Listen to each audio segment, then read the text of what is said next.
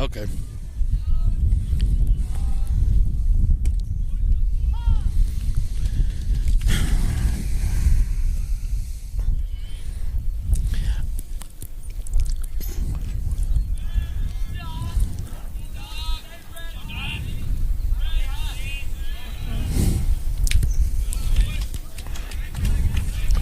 Think right center.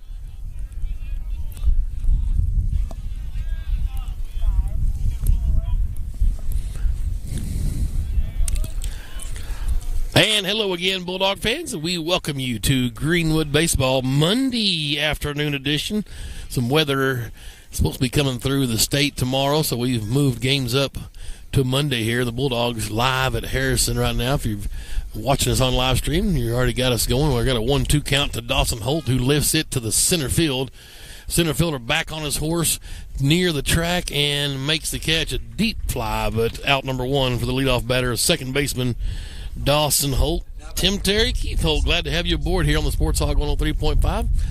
Dawson Holt led it off for the Bulldogs. Here's Harrison Adams. You have Grant Carnes, then Brady Pettigrew, beg your pardon, Aiden Kennan, and Braden Skaggs, Weston Bashir, Austin Bircher, Austin Mitchell. Hosley will be catching and not in the batting order in game one. First one to Harrison Adams. They're going to say he did not check his swing, and it's a called strike one to the Greenwood shortstop. Adams comes in batting .290. He's been bumping that average up as we've gone through the season here, Keith. Yeah, he's been seeing the ball a lot better, taking better hacks, and the problem is our non-conference is loaded with pitchers, and we saw Rogers the other day, and they brought guys in that could throw it. And then you get back to conference, and there's just no dudes, and so you're having to make that adjustment from speed to no speed, as we see Harrison foul one off to the right side. But you talk about how all good hitting teams are usually neutralized by non-velocity, and this pitcher he does not have velocity. That's Chase Roberts up on the bump for Harrison. He's a lefty. And Adams lifts this one, a little blooper into center, but the center fielder draws over and gets the bead for the second out. Been busy out there, their center fielder. That's Gavin Phillips. Here's Grant Carnes now. They're just going to have to change their approach. Right now they're having to wait. So when they reach and catch it in front, you catch it on the upswing. Well, we've had two pop-ups. They're going to have to stay back, let the ball get a little bit deeper. Still take the same hack, just let it travel a little bit. And Carnes chops this first one foul over towards the third base coaching box. Strike number one. This Roberts guy's throwing some strikes. He's been ahead of every batter. Carnes batting .303. By the way, Holt's batting .394. Who've flied out to center to start the ball game. There's two down now on the top of the first. Doubleheader here, 7 innings apiece. And that one's over but low to Carnes. 1 ball, 1 strike. You may not remember, Keith, but this umpire was over at Siloam a few years back, called the perfect baseball game for us. That's Older right. gentleman. I remember going to the game after end of the umpire's lounge and telling him that one just missed outside. Looked good. Certainly from the third base dugout where the Goblins occupy, but it was outside. He's been at Greenwood before, hadn't he? I don't know if he's ever been down there. I don't recall him being. I think he's a northern part of the state guy. That's inside. 3-1 to Carnes. Harrison all white top and bottom. They've got the royal blue numerals trimmed in gold. I think a little goblin over their heart on the left breast. Greenwood's got the white trousers, navy blue tops. Bulldogs in navy blue with trimmed in white numerals. And Carnes smokes this one, but it's foul. And the count is full now with 2 down here in the top of the first. See, and that pitch was over the middle of the plate. That wasn't even in, and he pulls that over and it's going to take a little bit for each one of them to make that adjustment. But like I said, making the week-to-week adjustment play, especially playing on a Monday, is going to be tough. There's a chopper up to past the pitcher. The shortstop gobbles over, makes the play just in time. That's Peyton Reese. And Carnes is down 6-3 on the putout. And they went 1-2-3 for the Bulldogs here in the top of the first. Goblins coming to bat, no score. Jack Williams Field. We're live in Harrison as Greenwood Baseball on the Greenwood Sports Center and the Sports Hog 103.5. Yeah, 1 minute, please.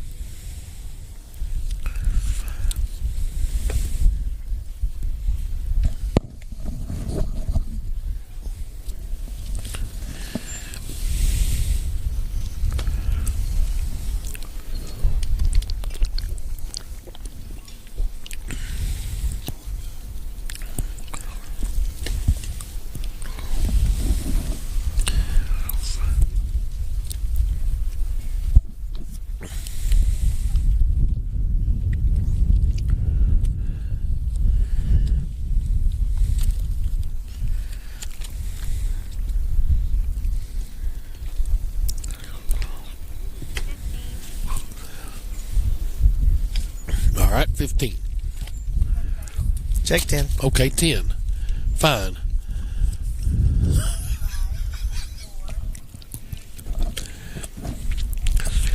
We welcome you back to Harrison, Arkansas, home of the Golden Goblins. We're out here at the Harrison Sports Complex, Jack Williams Field.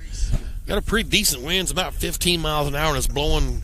It's kind of across from right to left foul pole, and it'll kind of shift and be out, blowing out really towards the left. Anything high in the air towards the left half of the field, I believe, certainly had the chance to get out here today at Jack Williams. No measurements on the fences, but not the deepest park. I would say at the same as Greenwood, or maybe a little more shallow.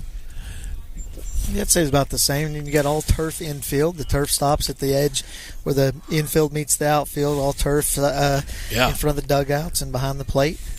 Aiden Kenning gets the start for Greenwood, and he's 4-0 with a 1.02 ERA. And this is Peyton Reese, their shortstop. He's got a 1-1 count on him. I don't know if the scoreboard is on. He squares the bunt. It's too hard. Right back to Kennan. He'll throw over to first, complete the out, 1-3. It's one down. Usually you see bunting, especially if you bump back to the pitcher, a desperation move late in a game when pitcher's got a no-hitter or something going, and you know they're 1-4 in conference, 1-3 in conference, so their only win coming against Alma when they split with Alma. Yeah. But you know this is one of those games you and I talked about last week. Greenwood needs to sweep here. Yes, sir. Upstairs on a little breaking ball from Kennan's. Ball 1 to Beck Jones. He's their catcher. Garen Crockett on deck, their first baseman. That's in there straight up, Keith. That's going to hopefully get into the Greenwood fans. They're on their horses, and it somehow fell harmlessly on the turf right in the middle of the Greenwood faithful. Yeah, it should have been caught. Amazing. Yeah, that's Ty Adams. He's got to come up with that. But you understand how much it moved. The wind is blowing so hard, it actually made it almost back to the fence. Yeah, right. 1-1 count now. A righty-righty matchup, and then breaking ball. If Harrison went earlier, this guy did, but Home Plate Blue says it was a ball. 2-1. Right-handed bat catcher Beck Jones. And Kennan's up on top. He kicks and fires. Upstairs, 3-1. Well, the keys to Aiden is to be able to place his fastball. His best pitch, his curveball, is got some spin, good spin rate, but he's got to be able to throw his fastball inside and out if he's going to be effective with these Goblin batters.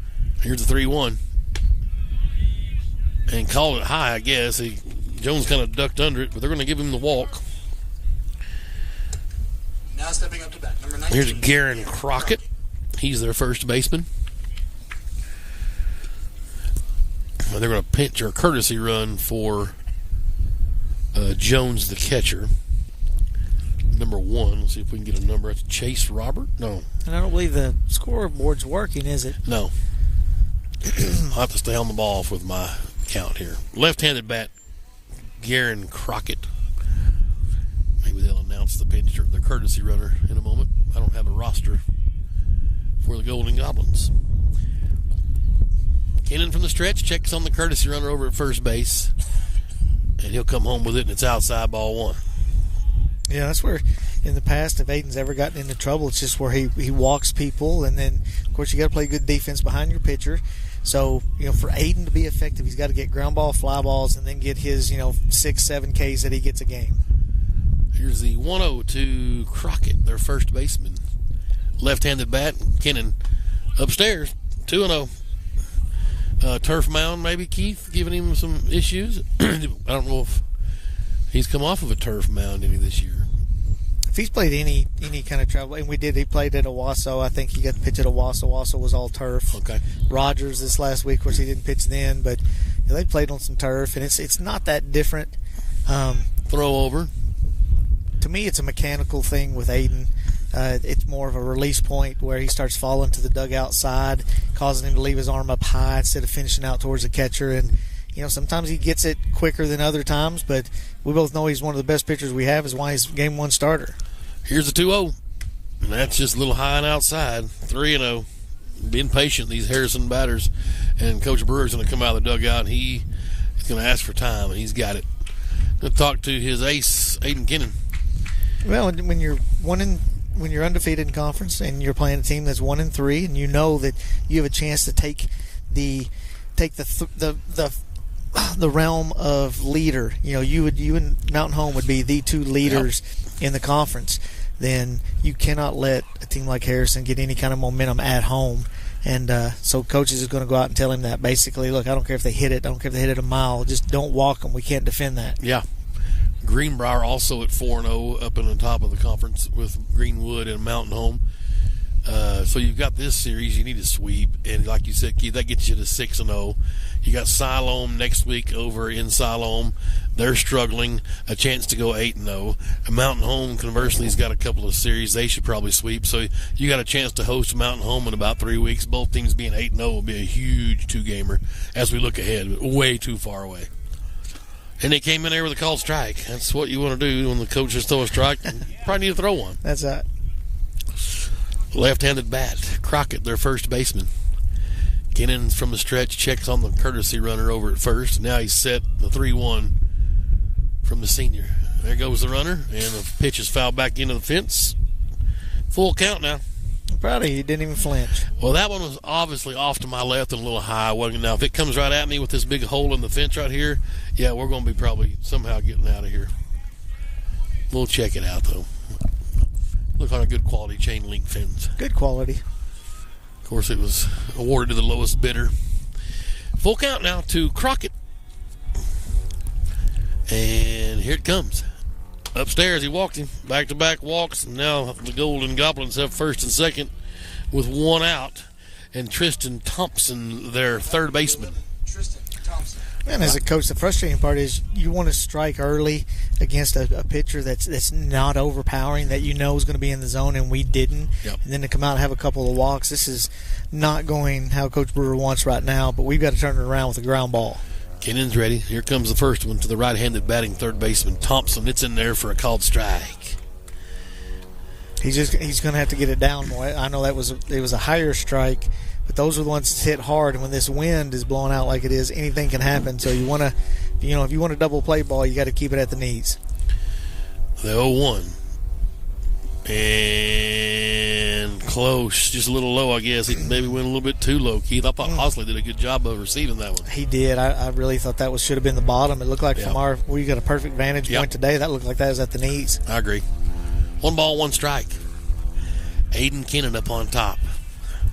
Comes set from the stretch and brings it home. They squared a bunt. That's a called strike on outside black. 1-2.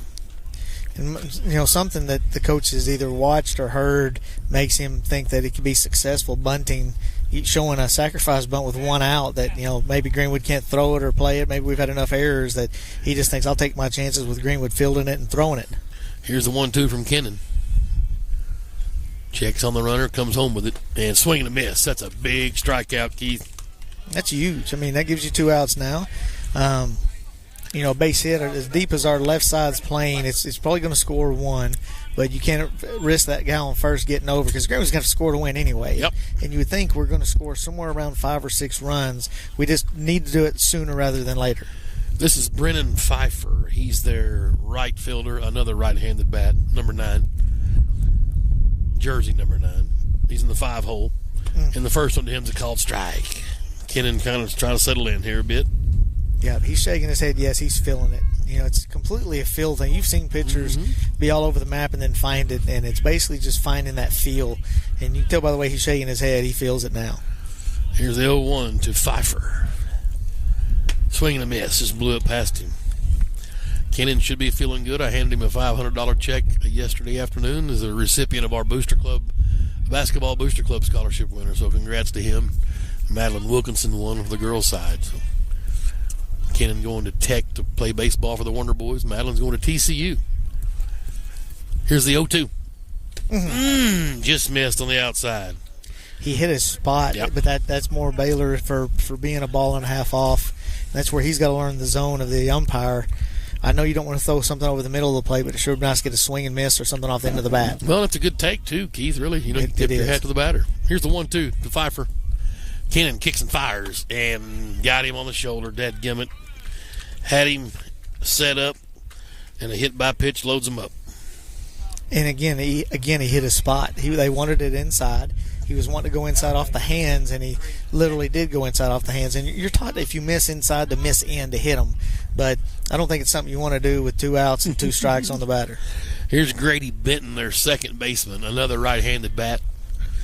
As Kennan peers in with the bases loaded.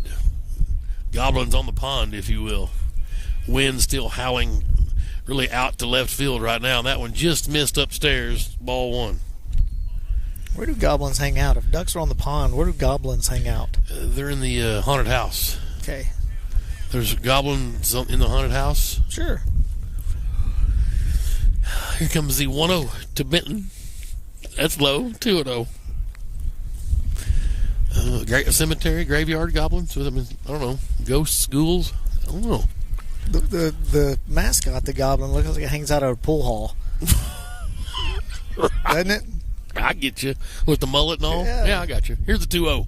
That's it. Try. Good pitch. It's just enough of a pause for the umpire to rethink that one and see that it was right on the corner. Yep. What's the count? What count do you have? 2 balls, 1 strike. Perfect. Kennan's up on top. Bases loaded here at the bottom of the first. Goblins trying to get something going on one of the conference leaders. This one's lifted to the right side. It's going to be slicing enough to fight that wind and stay foul. It's not blowing quite as hard as it did at Rogers, but it is a little bit. A ball like that at Rogers would actually come back into the field to play. Right. And so, we at least learned our lesson from the other day. A routine ball to Harrison would end up a double in the gap. 81 degrees at first pitch up here with the south wind. A little warm. This one's in play in the air. Carnes has drawn a bead out and right and makes out number 3 for the Bulldogs. And the Goblins threatened. Left the bases loaded. There was no hits, 2 walks, no runs. One batter was plunked by Kennan. And the only issue with that is his pitch count. You get out of it great, but you want him to be able to try to go. You want to get 6 innings out of him, and then bring in Mitchell to close it. If you can get 7, great, but you hope to get 6, and that just gets his pitch count up. Today's game being brought to you in part by our Grand Slam sponsors: Top Notch Roofing, Adams Health and Wellness, MSG Waste Management, ABC Printing and Signs, J&H Automation Engineering, Scott Branton Architects, Mr. Craig Gigrich, State Farm Insurance. Hey, how about Duck's Body Shop? We love big hits when it comes to Bulldog baseball, but not when it comes to your vehicle. When you get in an accident, call Duck's Body Shop in Mansfield, 479-928-5516. The place to go to get your ride looking right. Duck's Body Shop in Mansfield, 479-928-5516. Appreciate all of the Carson family for all of their help with Greenwood baseball. And West Fraser over in Mansfield, Travis Lumber, the Travis family, proud to support Greenwood Bulldog Athletics. West Fraser Lumber in Mansfield. Well, conversely to what Aiden did and threw some pitches, we've got to get their pitchers' pitch count up. Obviously, they don't have a huge bullpen. You'd like to get some guys on base and make him throw a few pitches this inning. Here's the first one from the lefty, Roberts, and it's outside. Ball 1 to Pettigrew. Gosh, that's about 56 miles an hour, 57 miles an hour, and that's just slow. Right-handed bat, Pettigrew. One of our power hitters in the 4-hole. That one's ripped to left center, and it is down for extra bases. It'll get to the wall, and Pettigrew tripped going around first. No one's covering second because they just assumed it was going to be an easy double and a mental error on Harrison, and Pettigrew gets around Brady. Sniper got him, but he's the hottest hitter right now, where he's just living gap to gap, and he's hitting the ball well, and hopefully his approach was just what you need it to be. Let the ball get deep and then just slap it in the gap. And if the rest of the hitters will take that approach, we'll be fine. He's batting .406. Did he have a 1-ball count? He did. Okay. Here's Aiden Kennan, our pitcher. Another right-handed bat, top of the second. He's got a runner in scoring position. Chase Roberts up on top, and he'll kick and fire. And Kennan tried to bunt. They throw behind Petty, and he would have been dead meat, but second base couldn't, or the shortstop rather, couldn't hang on to it. It was awful close to. I think that catcher tried to initiate contact with Aiden. Aiden was still over the plate, but his feet were still in the box, and I think he was looking at hopefully getting a call with interference with him throwing. 0-1 count. Kennan squares the bunt again. That one's high, but he gets a bunt down. It's a beauty. Right back to the pitcher. They're not going to get him, Keith. Kennan's got dirty speed. You don't think about the pitcher. When you saw him back in football, he can fly, and a fantastic bunt. And we've got runners at the corners and nobody out. Well, the pitcher didn't have a sense of urgency, and the catcher didn't even go after that ball. That probably should have been the catcher's ball, to be honest. That is a bunt single. Going to get Scott Holland to come in and courtesy run for the pitcher, the sophomore. Wow. Here's Skaggs now, our DH. By the way, Kennan batting .214, his average coming up as well. Skaggs batting .424, another one of the hot bats for the Bulldogs. He's our DH. They're going to throw over. Holland dives back in safely. But the turf infield you mentioned makes Mama Katie happy. She won't have to do any washing over there on the trousers. You're correct. Skaggs is ready for it. Roberts up on top, the lefty. The Bulldogs in business here with runners at the corners. Top of the second. That one's upstairs. Nobody out. Bulldogs have something brewing here. The leadoff double from Pettigrew and the bunt single from Kennan. And this would be a perfect opportunity where you can't get a great jump with it being a lefty unless you steal the first movement. If you guess wrong, you're probably out. It's a delay steal. The middle infield's not moving at all, and all you got to do is bounce, bounce, go. Bounce, bounce, go. And by the time he bounces, he's almost close to the second baseman. The second baseman hasn't even moved to second yet. So, you know, and I think in the future we are the worst base running team in America, by the way, and Coach Brewer would agree with me on that. But as we get better, that'll be one of his weapons. Skaggs nearly plunked. He takes that. Inside is 3-0. So, take sign all the way. Or do you cut him loose, Keith? If you get something fat here, I smoke this out of the park. Yeah, he's been hitting hard, and it's not somebody that's going to have, that was not a pitch to do. That was a little low and away. Yep. But when you got a guy up there that's not going to get, he might get 1 or 2 Ks for the game, and if your kid Ks, I apologize. He's just not going to get them, and you got to go up there swinging. Yep. Here's the 3-1. Oh, Holland they go to pick him off, but he swipes the bag anyway. They threw behind him. Holland took off. They threw to the shortstop, but the throw was way offline, and Scotty Too Hottie into second base. Yeah, and you're taught to either go first movement or wait till he goes home, and either one I think would have been fine. But first baseman, and he didn't even look at Pettigrew. Pettigrew could have easily trotted home if he wanted to. Well, and one thing I liked about Holland, Keith, he didn't hesitate. He stayed in the throttle. We've seen a little bit of hesitation from some base running. He stayed in the gas. You'd head down and go. There's a rip right up the 5-6 hole, and 2 runs are going to score. Bobbled a bit and left. Holland was going to score easily. Skaggs will be in for a double, and the Bulldogs lead 2-0 here in the top of the second. Good piece of hitting, and it's the turf plays differently. It's hotter and it goes off. So you hit a ground ball in the 5-6 hole, it's going to make it through. 2 RBI for Skaggs. I guess we get him a double there, Keith. It's probably a single with an error. Okay, I agree with that. I think if had it been fielded cleanly, he certainly would have got it in time. Now, they would have probably tried to throw in maybe and get the out, and he would have moved up on the throw. But nonetheless, runner at second, nobody out still. Bulldogs looking for a nice crooked number here in the top of the second as Coach Matt Rodden has made his way out to the pitcher's mound to talk to his infield, get everyone settled down. Home plate blue is. When you turn it to, it's on us. They didn't earn this. Yep. We had a bunt that we should have fielded and thrown, and we didn't. We had a guy picked off, and we didn't get him. Yep. He's got to make it to where, because if he turns it to Greenwood's just beating you, then it's going to keep happening. Well, here's Weston Pashier, our third baseman. Pashier comes in batting .273. Third base, a right-handed bat. Greenwood still in business with Skaggs out there at second in scoring position.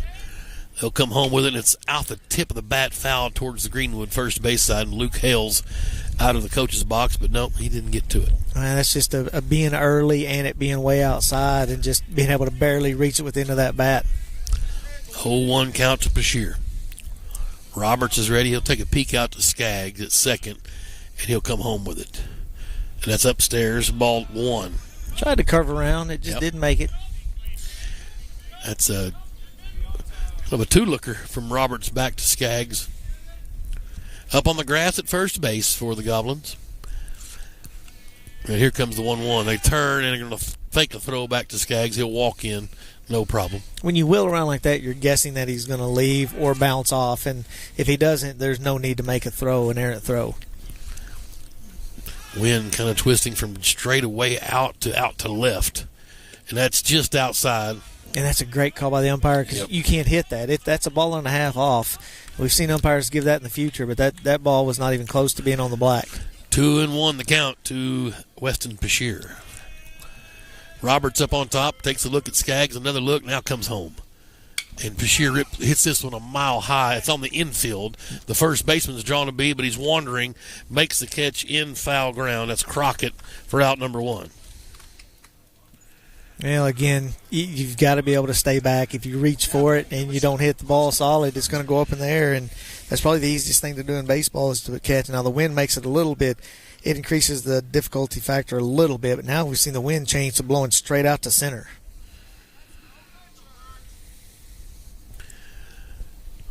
Here's Bircher now. He's in left field for Greenwood, batting .233. Swing and a miss for Austin Bircher. Yeah, you got to have a right center approach. You're still swinging hard because what you find yourself doing, if not, you just slow your swing down and don't hit it as hard as you can. 1 ball. The left-handed pitcher coming into Bircher. Right-handed bat. That's way outside. 1-1. And I'll tell you what this pitcher's done a good job of is not missing inside. I think he missed inside on Skaggs, and Skaggs made him pay for it and hit a hard ball to left field. But he's keeping everything away from these Greenwood batters. Here's a 1-1.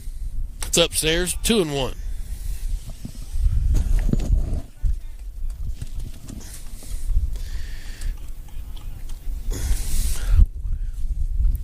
Bircher stands back in. Coach Sandiford texted me and said that was a double, so we were haters. Outside, 3-1 to Bircher. Good at bat here. Patient. Good pitching from Roberts. He's just been missing just a little bit off the outside. Coach Sandiford says that because he could probably be standing on second by the time the guy in left field touched the ball. Well, back then maybe, not now. Here's a 3-1. And that's in there. Bircher fouls it straight back over the top. Full count. 1 out here in the top of the second. Bulldogs have already got 2 across. Runner at second. Skaggs, he hit him 2 RBI.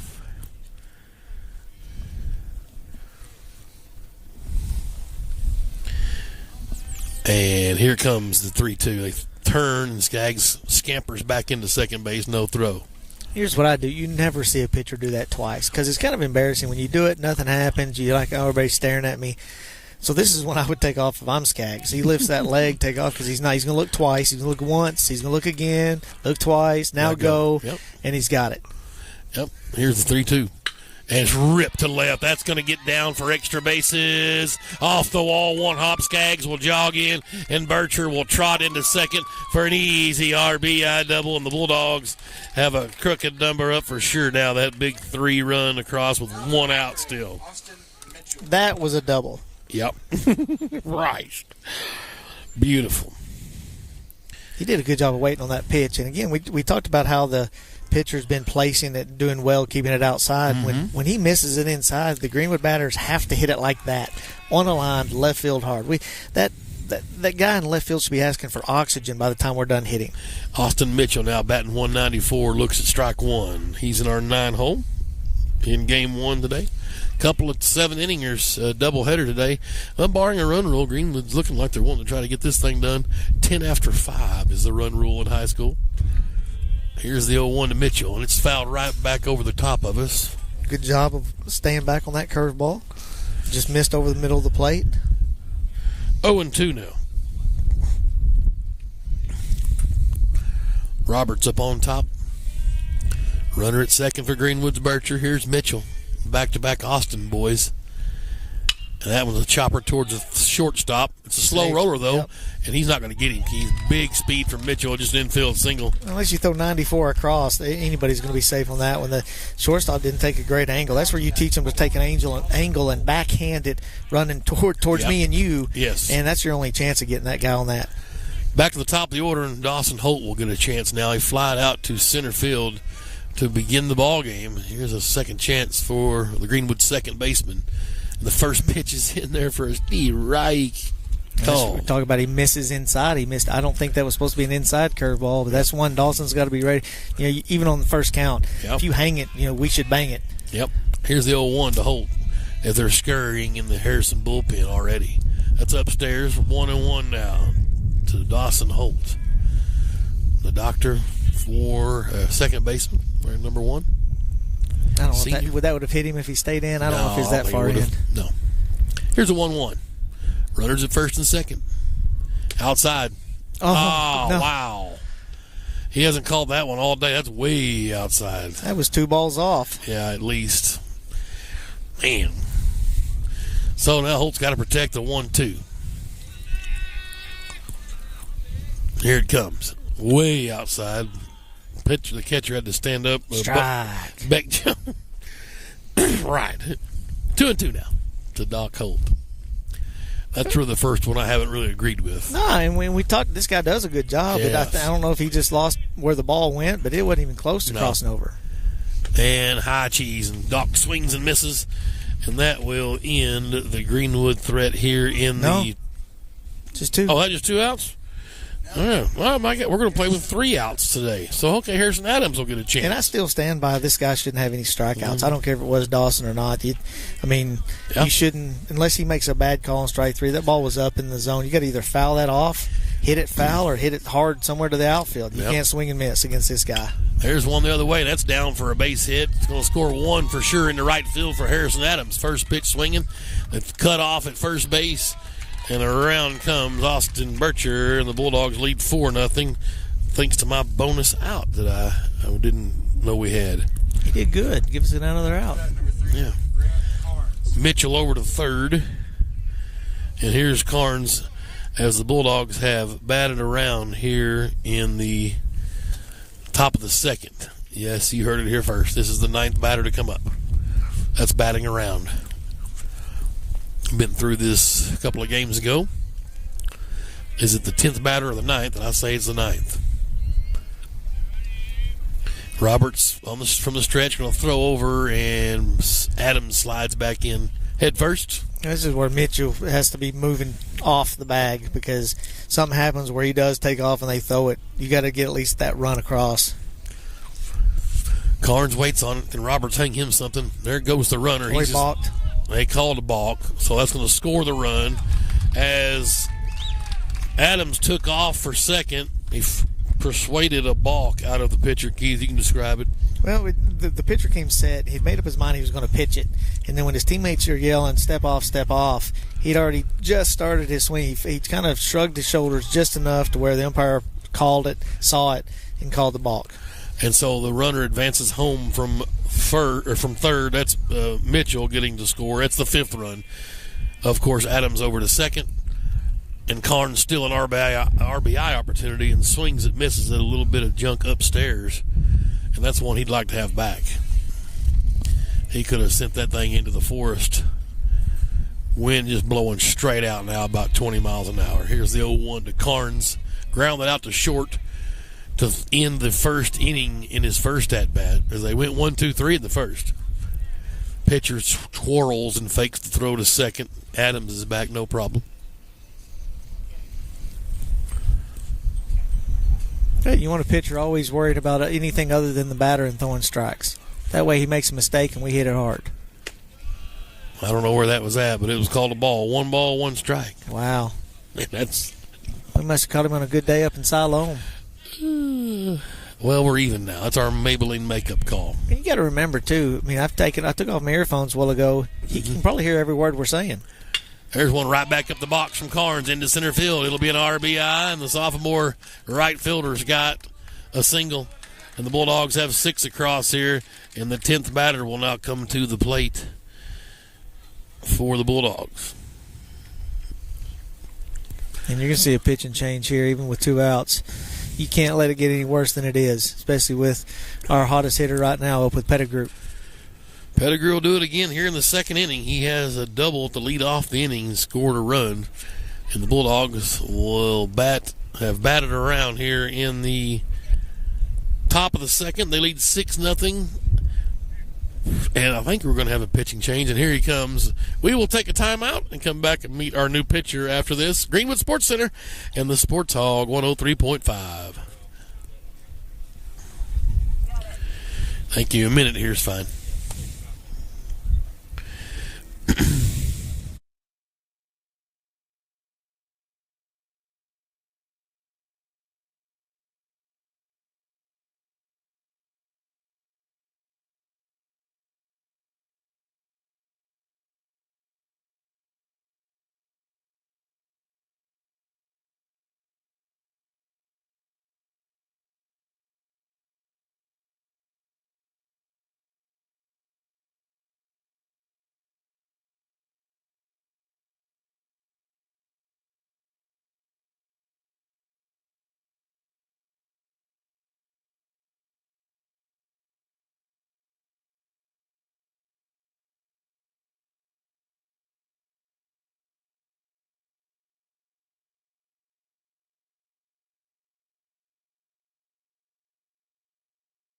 Another lefty up on top. That's Caleb Rory for the Golden Goblins. I think I told you wrong. The Golden Goblins, for as far as I'm scoring, have one error, Sean. That the ball that Skaggs hit out to left would have probably been a 2 RBI single, and their left fielder, that boot gave him second, I feel like. So that's how I would be pretty confident it would be scored.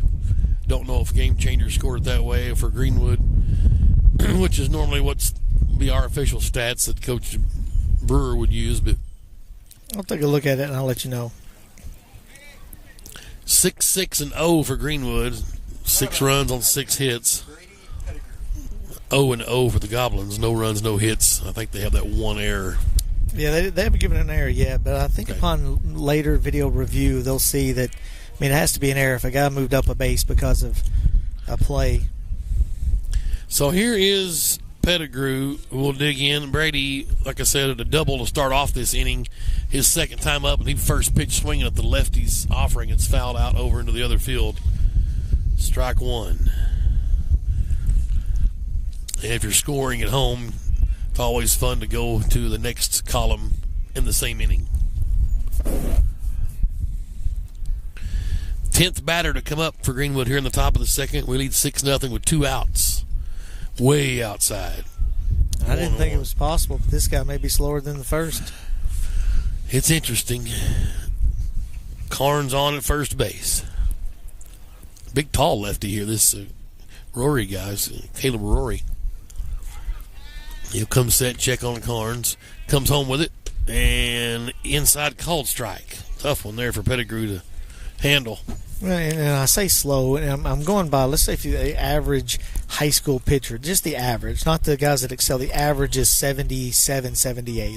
That may be a little high. You're talking about low 70s, high 60s. You know, we're seeing below average speed, velocity from these pitchers, and we've got 2 in a row. They throw over, and Karn slides back in head first, no problem. 2 down here in the top of the second. Greenwood leading 6-0. Let's see how quick Karns takes off. It's 1-2 count to Pettigrew. The lefty's keeping an eye on him. He'll kick and come home. Pettigrew chops one. It's just going to go foul to the third baseman. And one he'd like to have back. That thing hung out there for an hour, Keith. I thought he was going to smoke it. It did. It's just having to wait. Especially you're getting momentum, and you can see it forever. It just looks like a beach ball coming up, and you're having to tell yourself to wait. Hard to do. Kennon's out on deck if Pettigrew can extend the at-bat. Here's the 1-2 for Greenwood. Rory up on top, kicks and fires the lefty, and that one's fouled into or over the top of the first base dugout. Greenwood occupies both these dugouts. Neither have fencing in front, so it's a free-for-all. You better stay on your toes over there if a foul ball comes your way. And it also looks like we're fighting some hornets and maybe some wasps over there, so you've got to worry about getting stung and then a ball coming flying in there. That one got past the catcher, just tipped. I guess they called it a foul off Pettigrew. Well, on the wall, the dugout wall is being held up with a ratchet strap. Something has definitely ran into the dugout, and it's, unless there's an earthquake or possibly some tornadic activity up here. So that's there's all sorts of tomfoolery going on in that first base dugout. Pettigrew smokes this one. Is it going to stay fair? It does. Just inside the line. Carnes will score easily from first. He's on his horse, and Pettigrew's in with another double here in the top of the second. And the Bulldogs lead 7-0 as Carnes tacks on the extra point here. Fantastic hitting again there for Pettigrew with 2 doubles in the inning. He didn't try to do too much. I mean, with the wind blowing out, he could have tried to. He just took his hands to the ball, inside pitch. Still, he got inside it enough because it didn't hook. If he had come around the ball, you'd see that ball slowly go foul, ended up foul. But he did a good job of getting his hands inside the ball and keeping it just fair inside that line. Here's Aiden Kennan now. Bunt single his last time up. Laid a nice bunt down and made it. This time he's hacking away at one down the pipe. And again, sitting there fat. He'd like to do that one again as he fouls it back over to the first base dugout. Well, young players try to keep their bat back by lagging their bat, and then that's what happens. His hands were out in front, but his bat was lagging back. He's got to throw the barrel at the ball and hit it hard like Pettigrew did. Here it comes from Rory. That one's in their same exact spot. Fouled over the top, 0-2 now. Pettigrew's out at second double of the inning. Kennan's the 11th batter to climb into the right-handed box for the Bulldogs here in the top of the second, leading 7-0. Wind right now blowing straight out at about 15 to 20 miles an hour.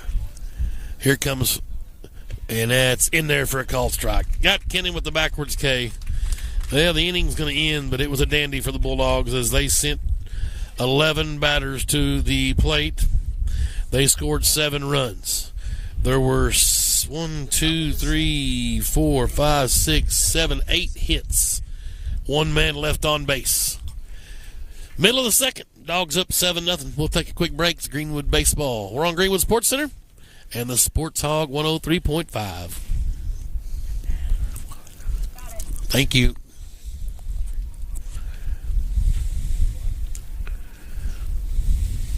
You'd like our chances if our pitching ERA is 4, which means we give up 4 runs a game. Yeah. And we're at 7. You like our chances? Really do. And I don't even think it's at 4. I'm just throwing a number out there. Well, his is 1. Yeah. As a team, I bet you I can tell you real quick. Well, what do you if you're Harrison's coach? I guess you say put the ball in play and just keep plugging away. Yeah, 3.4 is our team ERA. Okay. As a team, that's not even just our conference pitchers. That's as a team. That's pretty good. I agree. 15 seconds. Okay. The problem is our errors per game is probably about the same. I don't see that. 20. We are back here in Harrison Jack Williams Field. Tim Terry, Keith Holt, glad to have you aboard here. Monday afternoon special edition. Weather is threatening the entire area for tomorrow. So, as you know, the Hogs game's already been canceled against Arkansas State. I'm sure they're happy about that. And Jonesboro. And then the move these high school games up to today. Well, here's Ben Estes, their DH, to lead off the bottom of the second. Bulldogs up 7-0. And Kennan nearly fell off the mound and throws ball 1. And he's got to work at finishing through the pitcher, or through the catcher, I'm sorry, because he keeps falling off to that other side with so much force. That time he didn't. That time he stayed within himself, stayed in the tunnel, and threw it hard. Got a strike called on the outer corner. Gavin Phillips, then Lee Catt for Harrison here in the bottom of the second. 1-1 count to Estes, their DH. That's in there for a called strike. And we talked about it earlier, and I know I made a slide about Greenwood's errors. They've gotten better. I mean, you should have. If you think Now's bad, you should have seen this at the start of the year. And that's one coach. You know, we see a low ball. He's done a great job of being a problem solver. Yep. You know, Greenwood had a problem. He fixed it. Pitching is what it is. There's not much you can do other than put yourself in situations. Our pitching was there. The biggest problem has been hitting fastballs, not missing fastballs as we see another ball, or we do such a good job pitching, they put it in play, get us a ground ball, and then we have an error. Mm-hmm. So he's done a great job of fixing the small things. Full count now. And it's laced back up the box. Kennan couldn't get a glove on it into center field for the first hit of the afternoon for the Goblins. It's Ben Estes there, DH, doing his job. Kennan just missed. What was the count? Full count. He just kind of came off a little bit, went right by his glove, just a little bit, an inch past the outstretched arm. Now Gavin Phillips, their center fielder, a right-handed bat.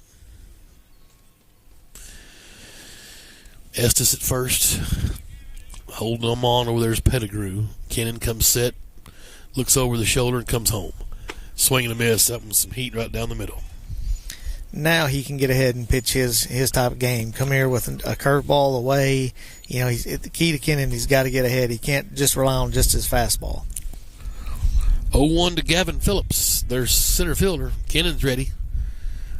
He'll take a look over his right shoulder as Fastball. Phillips squared a bunt and a called strike.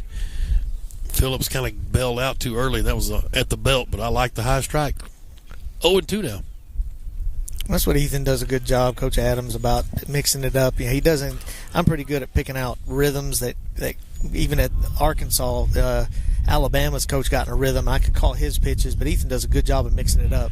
Backwards K, boy, that's a beauty right on the outer black from Aiden Kennan as Gavin Phillips. Yeah, 3 straight fastballs. Yeah, caught him looking. Phillips didn't like it. Phillips cannot like it, but he's sitting there thinking curveball anyway, so he should be impressed that Aiden gave him a fastball. Here's Lee Catt now, their left fielder. He's the last chance for the Golden Goblins down here in their 9-hole. When you don't want to slow, if you think they're going to be late, you don't want to slow their bat up by giving them off speed and letting them pull something and, you know, get a little Judy hit in left field. Swinging a miss and more gas from Kennan. He's just rearing back and shoving it right now. He's challenging him. He is. You got to love it. 0-1 to Lee Catt, a right-handed bat. Kennan from the stretch. There was a single. There's one out here in the bottom of the second. And a curveball just fell off the shelf. That was pretty nasty one there, Keith. I thought it was going to stay up high. Oh, I did too. It stayed high. It started high. It had a lot of spin to it. And I think the batter kind of flinched back and then thought, oh, crap, that's going to be a strike. And he kind of just waved at it and was lucky to foul it off. 0-2 now to Lee Catt. 2 T's. C-A-T-T. He's their left fielder. And just missed. That was the one that was a strike to Holt earlier. That was a 50. We're going to call it the new 50-50 ball. I agree. 1 ball, 2 strikes to their left fielder. Kennan's up on top and ready. From the stretch, he'll come set and kick and fire. Yes, he went. Sure did. He tried to check it up, but he could not. And there's 2 down now. That's the third K for Aiden Kennan today. And he's got the 2 curveballs, the one that starts out of the zone and breaks in the zone, and one that starts in the zone and breaks out of it. And that was perfect. That looked like that was coming right down the middle. By the time he couldn't stop his swing, it broke out of the zone. And Aiden doing a good job of controlling it.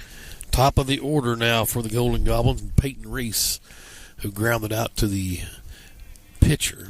I think he was bunting, actually. As they ground out, he bunted right back to the pitcher. And that breaking ball kind of buckled him. Reese kind of stepped towards third base out of the box. He did. He was already walking back to the dugout on strike 1. Runner at first is Estes, a leadoff single. Here in the bottom of the second, Dogs up 7-0. That's in there for a called strike at the knees. And Kennan really settling in here.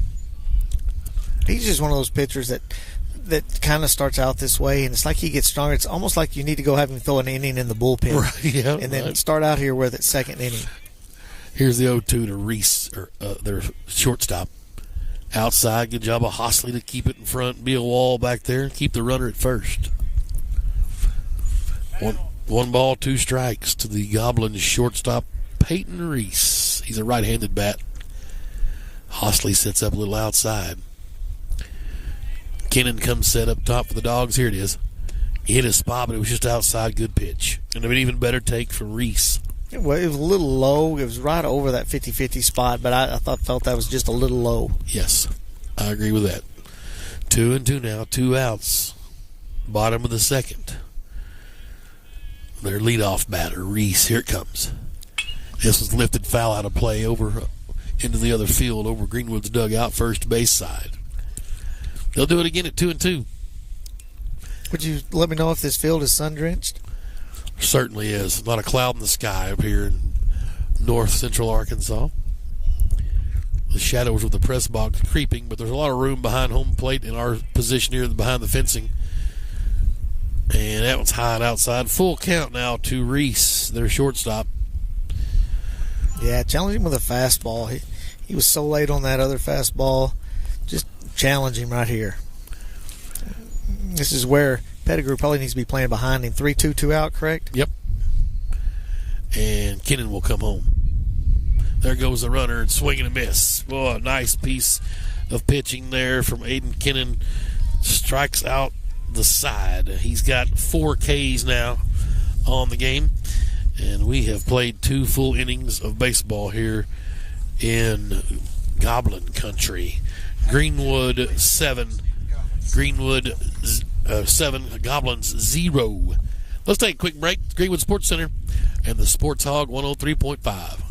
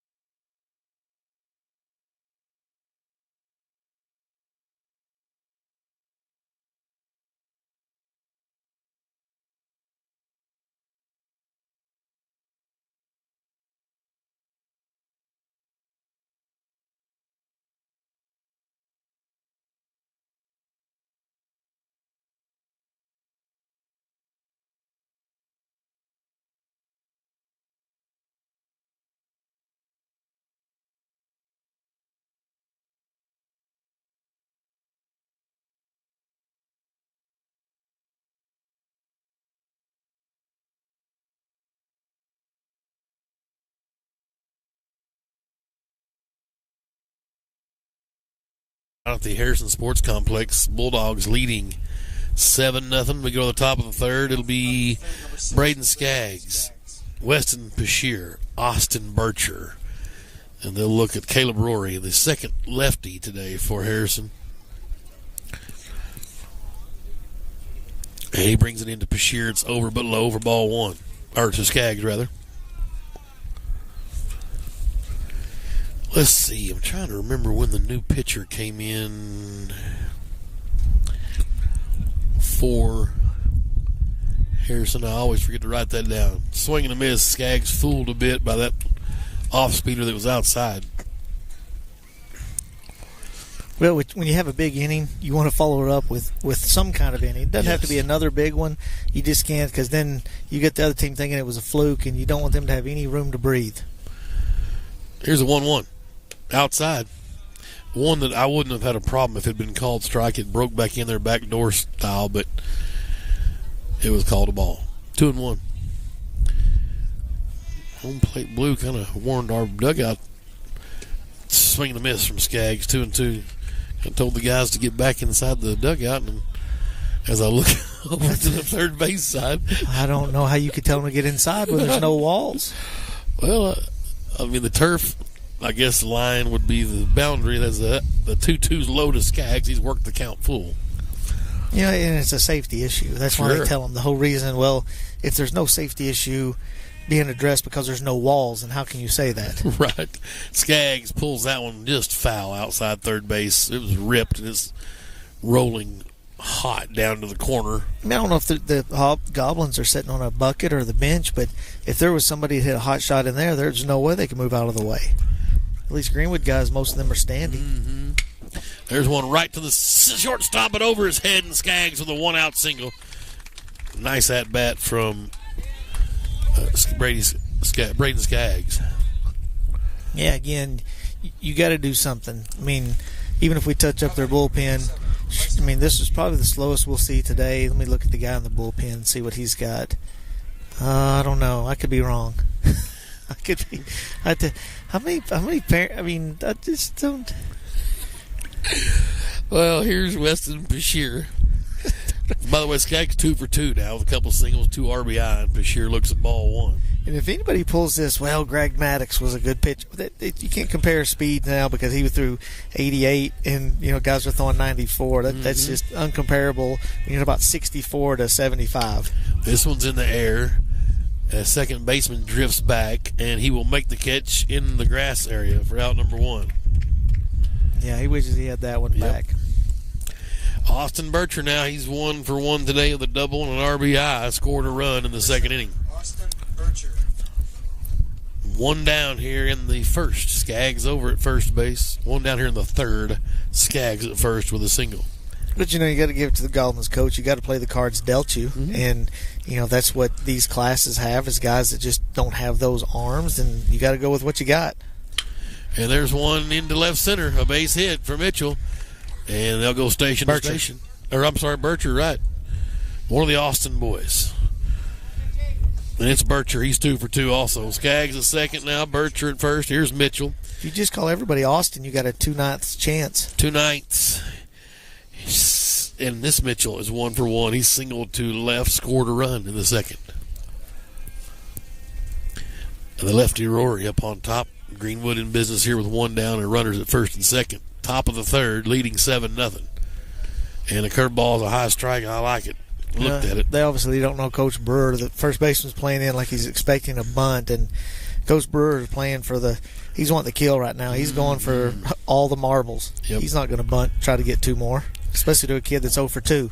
Here's Mitchell. There goes a runner to third and ripped back up into center field. Oh, but a nice play. No, it got over him, didn't it? Got over him. I had a lot of traffic, 2 refs, a pitcher and a catcher in between me and the field.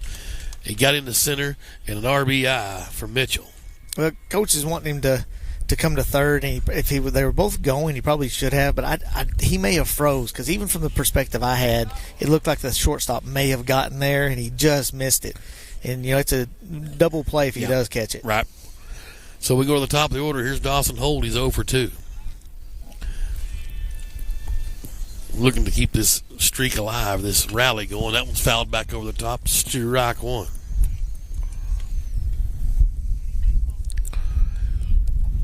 Yeah, missed his spot. Again, that was a spot the catcher wanted it 2 balls off, and he missed it over the middle of the plate a little high, and Dawson just couldn't get his barrel to the ball.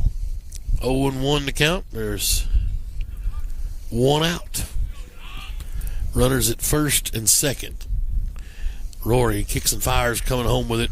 Holt watched it go by right down the middle, 0-2. That's it, Keith. Not comfortable so far yet. He'll come around. Dawson, we said, swinging a bat at .394 coming into today. He's better at just seeing and reacting to the ball. You have enough time to think about it. It can mess with guys when you have to see it really well and it's really slow. Here's the 0-2 to Holt. 2 looks back to second. There goes the runners, and they're going to have a throw to third, and they got him. Brandon thought they missed the tag. Coach Brewer over at third. Bircher is caught stealing.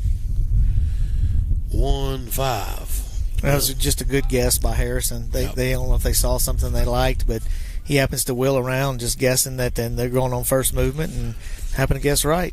Mitchell went ahead and moved to second. So here's Holt now, still with an RBI opportunity and an 0-2 count. Left-handed pitcher Rory, and he'll kick and fire home. Got him looking. Backwards K. And the thread ended. Took a little bit of a back seat on the caught stealing. Greenwood had 2 hits. 1 run across, though. Left a man on base. It's 8-0 Bulldogs here in the middle of the third inning.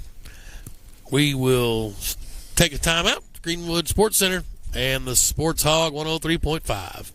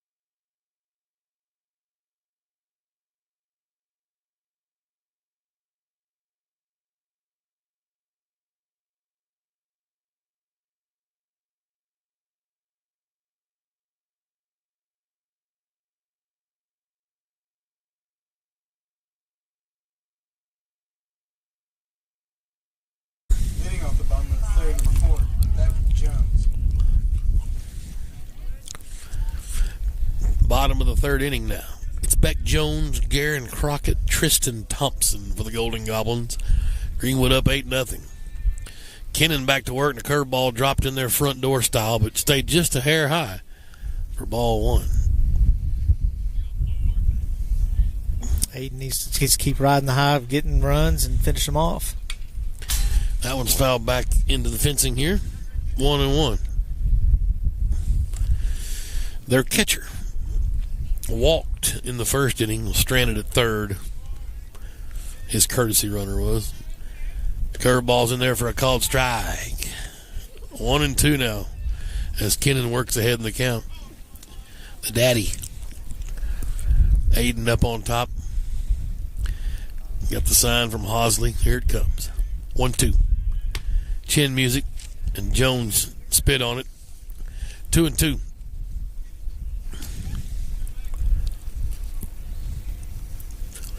Wind blowing straight out here at Jack Williams Field, the Harrison Sports Complex. Curveballs lifted in play. Pettigrew into foul ground, crawls back and makes a nice catch for out number one over behind first base, just into the grass. And that's better if you can get outs without throwing 5 pitches per batter. Get out with a light inning, and what's the score right now? 8-0. So, I mean, we need 2 more runs, get 2 the next inning. Let next inning be your last, or it's 4th inning. Yeah, this is the bottom of the third. Yeah. Oh, it's only bottom of the third. Left-handed bat now is Garen Crockett. He walked, and this one's first pitch swinging fouled up over the top left side here. Strike one. He was stranded out at second base in the first inning. Aiden Kennan up on top, and he'll kick and fire. That one's in the air in play. Shortstop Adams takes over just at the edge of the turf, into the grass, makes the grab for out number 2. That's more like it. 2 pitch. And I don't know if it's our perspective. I've got my oldest, Peyton, sending me screenshots of those balls, and he said they're all a ball off. That the umpire's being very consistent, but everything is setting the ball off. And but it's been that way for all the whole day, and other kids aren't struggling. Swing and a miss from Thompson. Because if I'm a hitter and the umpire's giving a ball off, what do? You move a ball closer. Yeah, right. Especially with somebody that's not going to burn it in and get it off your hands. Thompson struck out his first time up. There's a swing and a miss and some gas right down the middle. 0-2 now. Kennan with 4 Ks today. Looking for number 5 here, maybe. Well, he gets better with each inning. Like a fine wine. He kicks and fires. And that one's fouled up over the top and out of play. Hosley gave a little bit of chase. What was the count? 0-2. Yeah, it had a little too much of the plate. Yeah. Hosley wanted it, that 2-ball off range, and he got just enough to where he fouled it off, which is a good foul by the batter. Yeah, absolutely. He's their third baseman. They'll do it again, 0-2. Hosley set up a little bit outside. Curveball got him swinging. Nastiness. 5 strikeouts for Kennan. They go 1-2-3 here in the third inning. 3 of them are in the books. Aiden Kennan with a 1-hit gem going so far. He's got 5 Ks. Greenwood leads 8-0 after 3 full innings. We'll stay right here and tell you that today's game is sponsored in part by our Grand Slam sponsors, ABC Signs and Printing, Miss Crystal Moore. Adams Health and Wellness, Ty and Laura Adams. J&H Automation Engineering, Mr. Richard Hosley. Craig Gigerich, State Farm Insurance. Like a good neighbor, State Farm is there. MSG Waste Services, Heath Borum. Top Notch Roofing, Scott N. Branton Architects. And Duck's Body Shop, the Carson family. We love big hits when it comes to Bulldogs baseball, but not when it comes to your vehicle. You get in an accident, call Duck's Body Shop in Mansfield. The place to go get your ride looking right. 479-928-5516, Duck's Body Shop. And West Fraser Lumber, the Travis family over in Mansfield. West Fraser Mansfield is proud to support Greenwood Bulldog Athletics. 8-0 Dogs. Here we go. Top of the 4th. And Harrison Adams, Grant Carnes, and Brady Pettigrew. Adams is 1 for 2, an RBI single, flied out to center, scored a run. Caleb Rory back up on top, their second lefty for Harrison. First pitch swinging. This one's in the air. The left fielder's got a long way to run. The shortstop tried to drift back and dropped it. And Adams is on first base, no problem. And we'll take it. You want base runners. I mean, absolutely. You can't worry about whether it was hits or errors. I mean, be thankful you got on base. And now go score one of our 2 runs that's needed. Second error for my viewing for the Goblins, not official. Here's Grant Carnes. He's 1 for 2 as well. Single RBI, scored a run.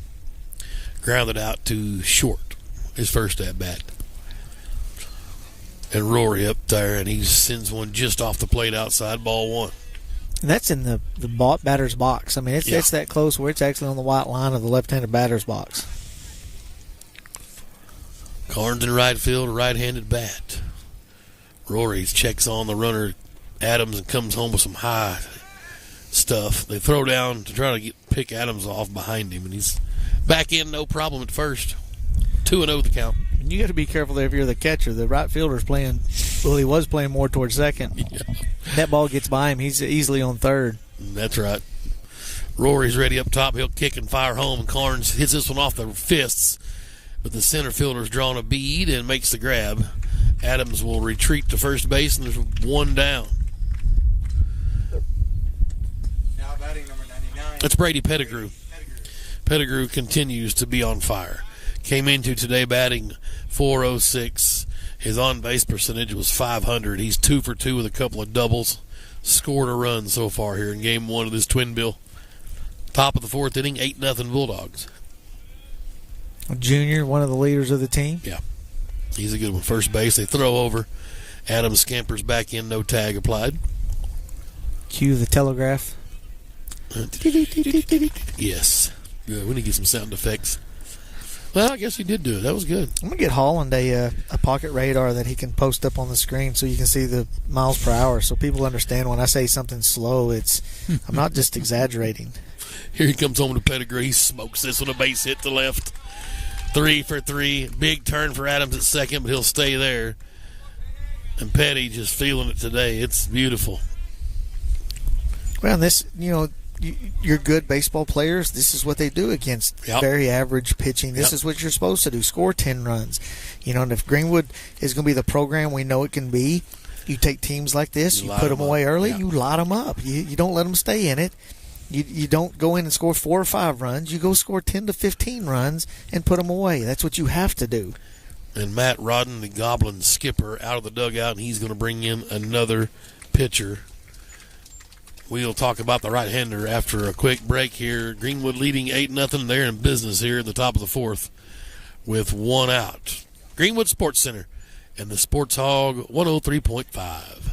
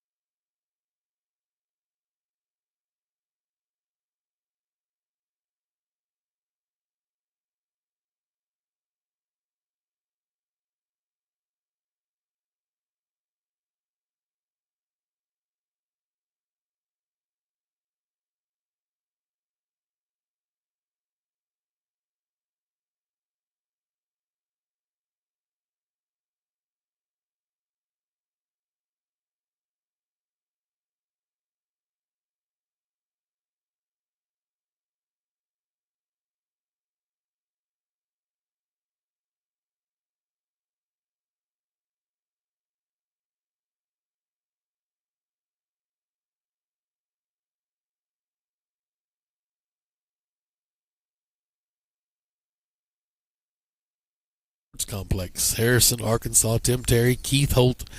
Glad to have you aboard here on Greenwood Sports Center if you're watching online. We've tricked you. We're on a Monday afternoon. Weather tomorrow, they move the game up to today. Doubleheader. Jack Williams Field here at Harrison Sports Complex. The Bulldogs lead 8-0, and they're threatening here in the top of the 4th with first and second. First right-handed pitcher. We've seen two lefties that were slow. This one's not as slow. His fastball's hanging around 72, 73. Got a decent changeup. Scouting report is throw the ball over the plate, hit it hard. And Kennan, the bunt single, struck out looking. He's due to smoke one here. Never got an announcement for the new pitchers. I don't know his name. I'll tell it to you if they ever give it to me. Here's Kennan, Greenwood's pitcher. A righty-righty matchup, and the first one's over but low for ball one. Yeah, and that's good. You know, coaches preach dirt balls, read dirt balls in the dirt that you should move up on, but you don't make the first or third out at third, and Harrison's being cautious. Fine, he's in scoring position. And that one's across and lifted to right. The right fielder has a bead, now making it a little bit adventurous. He'll make the catch and then throw to third. Nobody tagging. 2 down now. That was a tough one because he looked like he lost it in the sun. I thought he had too. And so Harrison's kind of, do I tag? Do I go off? And Pettigrew was tagging the whole time. I found it comical when you said dirt ball a while ago. Well, on turf. Oh, right. What do you mean? There's no dirt. Yeah, you know what I mean. Ball that would have hit the dirt if the dirt was there. Oh, I see where the saying. turf is. Yeah. See, on real baseball fields, there's dirt, not turf. I hate turf fields. Everybody knows that. Skaggs looks to strike one on the inner half. Good pitch. And I'm a fan of natural. If you could tell me that you're not going to miss any games and keep everything natural, that's fine. But it's just during the rainy season in Arkansas. You know, there's been years where you get one game a week rained out. That's a third of your season. Yep, I understand that. And that one's in their same spot, and he called it a strike as well. Skaggs 2 for 2 today with a 2 RBI, scored 2 runs. Came in batting .424, so he's certainly one of our top sluggers right now at the DH spot. Plays a decent outfield as well. Here's the 0-2. This right-hander's got him a little fooled with 2 outs. There go the runners. The throw is low. They throw down to third, and Adams is in safely. Now second and third. Pettigrew moved up to second, so 2 in scoring position now. And what is the home? He's saying the batter got in the way, but he didn't. He stayed in the box, and he didn't move. And it doesn't matter. As long as he didn't as long as he stays in the box, that's his box. 0-2. Third baseman didn't do a decent job. He came in front of the bag and reached for the ball. And if nobody's fast enough to be able to reach, catch, and tag, they got to let the ball travel, get to you, and drop it. And then Harrison does a great job of sliding to the back part of the plate, or the bag, I'm sorry.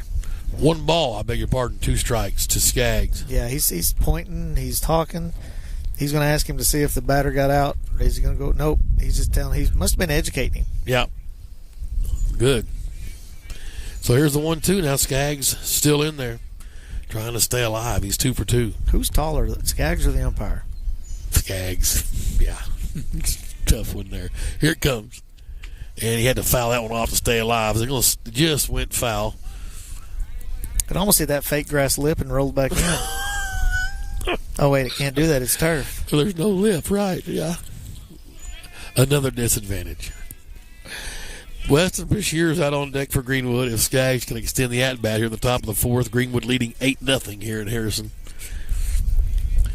And their third pitcher kicks and fires, and it's fouled back here towards us. You lose the chess match that coaches have of leaving the infield grass higher and making bunts. You know, if you get speed and stuff, you want to be able to get your bunts down, or a team that bunts a lot and stuff, you mow it down to the ground so that ball's faster. Yep. 1-2 still to Skaggs battling here. That's bounced in, and he laid off of it 2-2. My only contention with this kind of setup is if it rains a lot, the outfield's still going to be a swamp and you're not going to get to play. So the turf infield doesn't really do you any good. And we've seen that at Southside. Southside games, some of them have been camped for that very reason, that it holds water in the outfield. Doesn't matter what the infield's like, but you can still practice. Sure, I agree with that. Here's a 2-2 to Skaggs. Way outside, come back to me, and a runner's going to score as Adams scampers in. Pettigrew over to third. This pitcher, when he was warming up, he comes straight over the top. He spiked a few of his fastballs. And although you can throw him a little bit harder when you spike him and leave him low, you have a tendency to let runners at third score. And what score do you have now? Because the scoreboard's not working? 9-0. So we need one more run. How many outs? 2 outs. 2 outs. 2-out base hit would be nice. Yep, and Skaggs is ready to do it. He's 2 for 2. Here comes the 3-2 outside, and he walked him. Good. Just send him. Keep him going. Right. Get that 10th run across. Bashir will dig in. Weston Bashir. I assume you'll see a straight steal opportunity without it being a lefty. Coach looking at his card, he's like, okay, what number I want to do? He's going to think about it for a second. I wonder if he knows the score. Surely he can. He's been thinking about it because the board isn't not working. It's 9-0. If you can get Pettigrew across and get 6 outs, you can get out of here in 5 innings and give Kennan a little bit extra breather. That one's in the dirt, the fake dirt, but gobbled up by their catcher. Yeah, when you got a runner at third, you've got to. And again, we talk about a high leg kick. A lot of people can steal off the pitcher. And when this guy goes through his full high leg kick, that should be an automatic steal. From a stretch here, and he'll. So you got a big lead. He's going to come set. There he is. He'll check the runner at third. And go. And there he went. They're going to throw. And the throw was to center field, and that's going to let Pettigrew come in, no problem. As Skaggs will ease on over to third. That's just what you were hoping would happen, Keith. Well, and that's the benefit. You should have stole the first pitch, so they can't do that. Now they're thinking, okay, they're going to steal now, and he does the old fake the third, throw to second. And I think that's what he meant to get the runner hung up. He didn't realize he was going no matter what. He had sold out to go. So it's 10-0 now, and Bashir with a 1-ball count. Skaggs over at third, 2 for 2 today with a walk. Scored twice. And Weston rips this one, but the left fielder's on his horse. Back he goes towards the wall, and he makes a heck of a diving catch out there in left field. Wow! As Lee Catt loses the lid, dives after it, and saves another run from scoring. Bashir gave it a ride, but to no avail. But the Bulldogs get 2 more across on no hits. They left a man on base. Middle of the 4th inning, it's 10-0 Bulldogs. And you can't. This is a situation in conference where you think, well, why isn't Coach emptying the dugout and letting other kids play? But you got to look at runs allowed. You got to look at finishing off this game. To the more pitches, and it's more like a let's say Aiden's arm's worth 300 miles. You can go 300 miles. Well, you want him to be able to hit his stride at the end of the season. You don't want to overuse his arm to where he hits fatigue later. So give him an inning off and let him finish this off this inning. This is the bottom of the 4. Yep. So score in the 5th. Even then you could bring Mitchell in to close it out, and then everybody stays fresh and hot. But, you've got to finish this off and try to keep them from scoring. The Goblins will send up Pfeiffer, Benton, and Estes here in the top of the 4th. Estes represents their only hit today. Now, Kennan did walk 2 and hit a batter in the 1st to load him up. Now, do you still only get credit for 8? Is it 8 runs you get credit for? Like, if you win 15-0, they still discredit it? I don't know what it is in baseball. I don't remember how that rule sets up. Maybe we'll get some confirmation via text message throughout this afternoon. That one bounced in. It's a ball to Brennan Pfeiffer. He's their right fielder. Strange that Cat is not up. It seems like always the guy makes a great play in the field. It seems like he's always up to the plate. Oh, I know. And then gets a hit or double. Yeah. 2-0. That one's low to Pfeiffer as well. And he ran forever after that ball. The wind just hung that thing up. I don't think it was hit very solid. I don't think he got full barrel on it, and he still hit that thing that was going to short hop the fence. Strike. 2-1. Weston's hit a couple. I think he hit one at Rogers like that. Right. Strike. 2-2.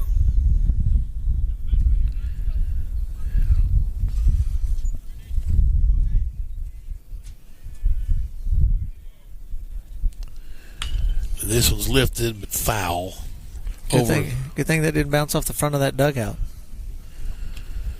Right.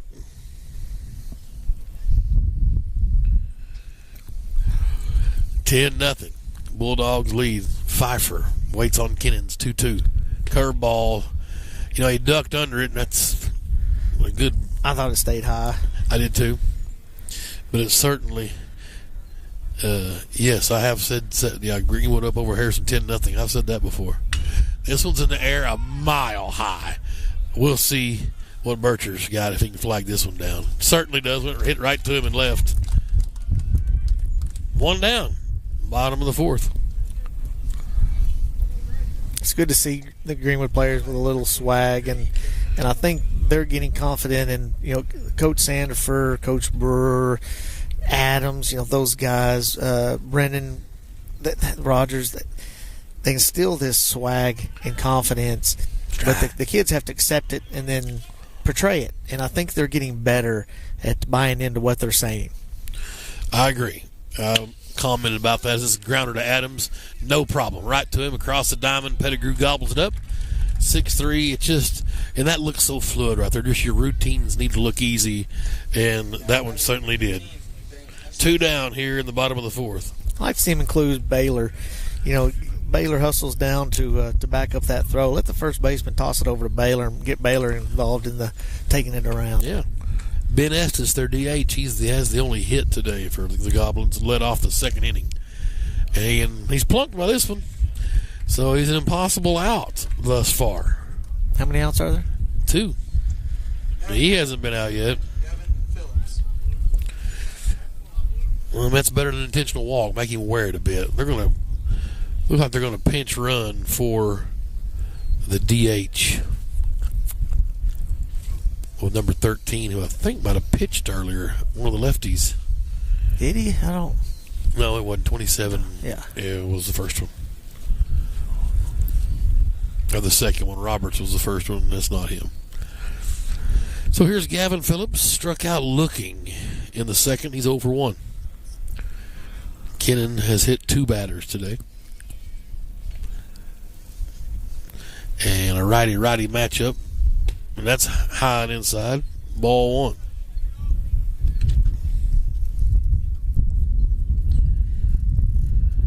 What you don't want to do is get a 10-run lead and then relax. And then instead of playing 5, you have a couple of mistakes, and then they end up scoring, and then you have to go play that 6th. 1 ball. This one's a defensive swing that's out of play into the Harrison faithful. Off the bleachers, they scatter. Yeah. Strike 1.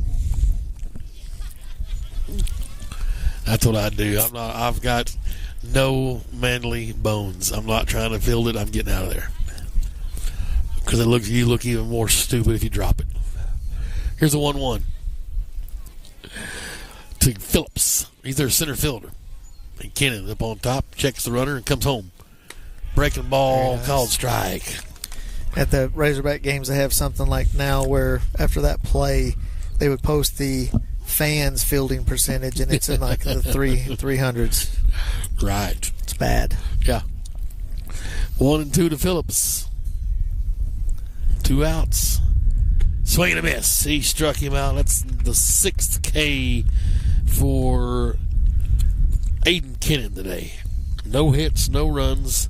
1 man left on base. We have played 4 innings of 5A West baseball here in Harrison. The Greenwood Bulldogs have tacked on a field goal. They lead 10-0 over Harrison. We're live on Greenwood Sports Center and the Sports Hog 103.5.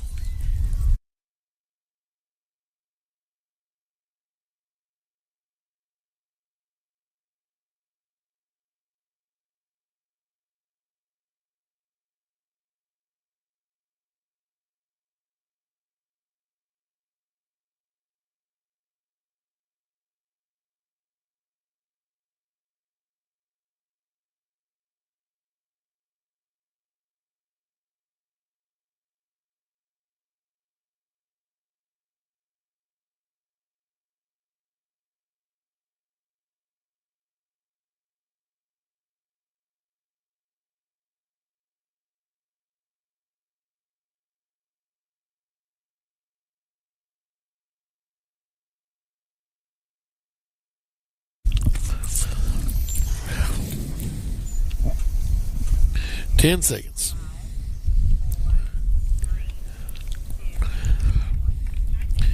Well, we have a pinch hitter coming up to lead off the top of the 5th, and it will be the sophomore Scott Holland will come in and bat in Bircher's spot in the 8 hole. Here's the first one from the Harrison pitcher. Holland rips it to the 5-6 hole. First pitch swinging, and it's a single for the sophomore. And again, it's the confidence coach has because he I sat there and said he's probably not going to empty the bench, and now everybody you see is he's going ahead and empty the bench, and which is good for those guys. But and again, I'm not at practice every day. Then he's got the confidence in these guys to keep pouring it on, because otherwise, I guarantee he wouldn't be doing it. Well, I think they've been hitting the ball pretty well in JV outings, and all due respect, but I think this is kind of like the pitching you've seen in some JV games. Well, I think the umpire's going to say, "Look, if you're going to have guys come in, you got to tell me." And so, Coach getting the speech from home plate blue as Sleepy Zitzman comes in to bat now for Mitchell here in the 9-hole. The left-handed batting Zach Zitzman. 3 Z's. Sleepy. Y'all feel me? I need to talk to the kid. I hope he doesn't mind that moniker. There's no possible way I would not call him Sleepy if my initials were ZZZ. It is? Thank you. Good. That's Jackson Cole out on deck, I believe, for the Bulldogs. He's to come in for Holt. And Zitzman swinging away and fouls this one out of play. Sterock 1. So nobody out here in the top of the 5th. Bulldogs leading 10-0. Home plate blue needs some baseballs. One of the assistants for Harrison, I don't know if that's Cross or Coach King, brings them in. Well, the key to Coach continuing to do this is when you do get your chance, you go make the most of it. These guys, they do what they're supposed to. They put the ball in play, then they hold them on defense. Then Coach is more apt to do it again. Yes. Here's the 0-1. It's way outside, and it gets to the fence. Holland's on his horse. He'll go to second easily, a 1-1 count. Took a big turn.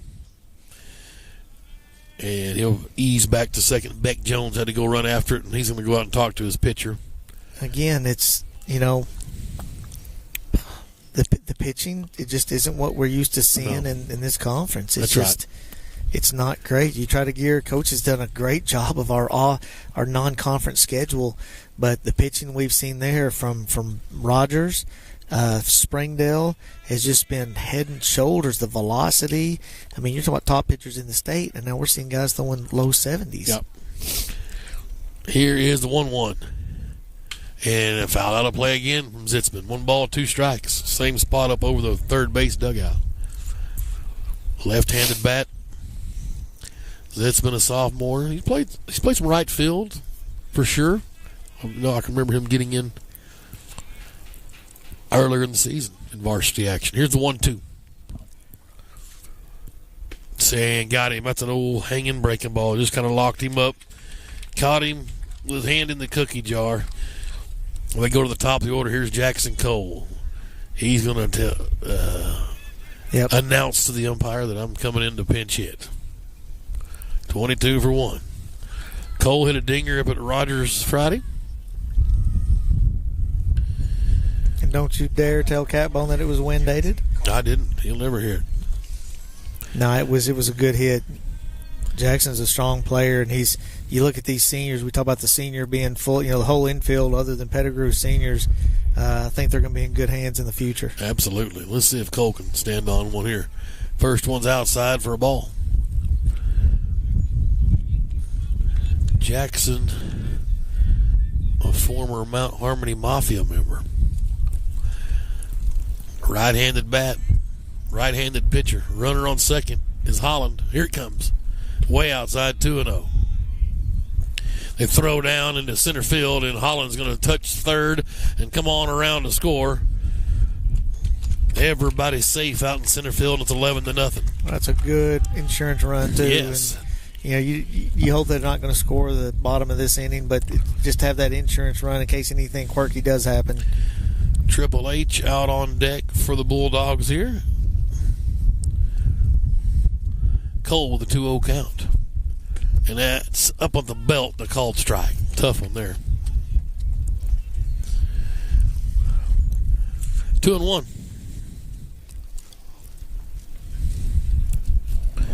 The pitcher kicks and fires. That's upstairs, 3-1.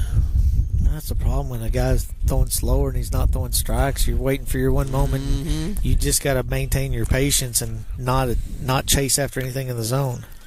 2-1 now. Cole doing a pretty good job of that. And that one's upstairs. Oh, wow. 2-2. I think, it's 3-2. I beg your pardon. Full count. Jackson thought it was ball four, and so did the majority of America. Here's the full count to Cole with one out. And that's inside. He'll take his base. Well, the tough part about that, the umpire knows the score and he knows it's late and he expands his zone. But you got to remember, these guys are fighting for spots. Absolutely. And you don't want to change anything. Just because the score may be getting out of control, you still don't want to change anything because it affects these kids and these players. That's right. Out to the mound goes the Goblins skipper. Hunter Houston's been announced to pinch hit, and he's going to go to his fourth pitcher of the day. It looked like number 10 followed him out to the mound out of the dugout. And maybe we'll get a name for this guy. I don't know who 23 was. I'll try to find you a full roster. This kid's a freshman or sophomore. Yeah, he's young, tiny. I'm going to say he's a freshman. Right-handed pitcher. It'll give me a chance to tell you that today's game is sponsored in part by some of our Grand Slam sponsors: Top Notch Roofing, MSG Waste Services, Scott N. Branton Architects, Craig Gigerich State Farm, J&H Automation Engineering, Adams Health and Wellness, Ducks Body Shop. They love big hits when it comes to Bulldog baseball, but not when it comes to your vehicle. When you get in an accident, call Ducks Body Shop in Mansfield, the place to go to get your ride looking right. 479-928-5516. We sure appreciate the Carson family over in Mansfield at Ducks Body Shop and West Fraser Lumber. West Fraser Mansfield, proud to support Greenwood Bulldog Athletics. We sure thank the Travis family over at West Fraser Lumber in Mansfield. All of our sponsors down the line. You hear some of their commercials go on as well over on the radio side. Thanks to all of our sponsors you see flashing on the screen if you're watching the live stream. Certainly couldn't do it without them. We've got Hunter Houston coming to bat for Greenwood. Cole is over at first base. Greenwood's already pushed one across here in the top of the fifth. They lead 11-0.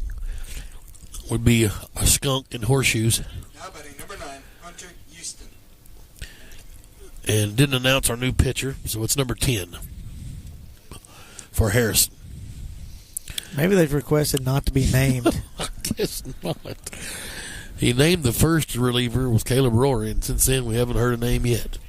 So here's Houston, the first one at the belt, strike one. Amazing how that strike zone's gotten bigger now that we've got 11-run lead. Yeah. Cole with the lead over at first base. Wind still howling straight out, 15-20. Probably gusting up to about 30. And that one's in there for a called strike. Hunter, watch that one. I like to see Hunter, the senior, taking some hacks here. From the stretch, the kid comes set with the 0-2, coming home to Houston. Off speed's lifted in the air, riding the wind. The center fielder back, trying to get a bead, and that one is out of here! Right over the top of Joey Buffkin in center field. And Triple H with a 2-run dinger here in the top of the fifth. Well, he got that one up in the jet stream, Keith, and away she went. Hey, 10 years from now, his kids will never know that the winds were blowing out. They'll just know that their dad hit a bomb to dead center field at Harrison Goblin, Jack Williams Field High School. Right. I love it. It's a dang sure a good confidence builder, regardless of all of the schematics. Sure like to see the ball leaving the yard when you're a senior and the guy's been slumping a bit. And this is who they bring up to pinch hit now. Aiden Vinci. Dempsey. Vinci. Oh, yeah, Vinci. Yeah. The Italian stallion. Right-handed bat. And a called strike. Can't do anything with that. No. 1-1. That almost got Buffkin out there. Yeah, and Vinci rips one to the third baseman. He is gobbled up by it, and a throw across is just in time for out number 2. Whew. I thought we were going to have 2 errors on that play. It looked like when it left his hand, I think the wind knocked that down. No doubt. This is Mason Moore coming up. Ashton Vinci was our last one to bat. And double M, Mason Moore.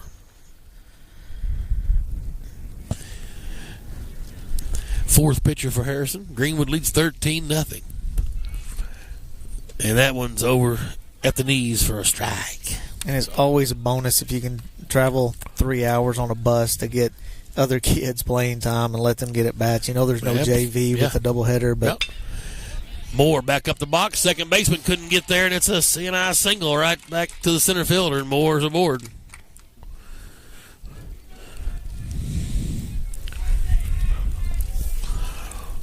And you're right, Keith. He's emptied the bench a bit. Here's Xander Reynolds, and everybody's doing their job of getting the bat on the ball and keeping the lead going.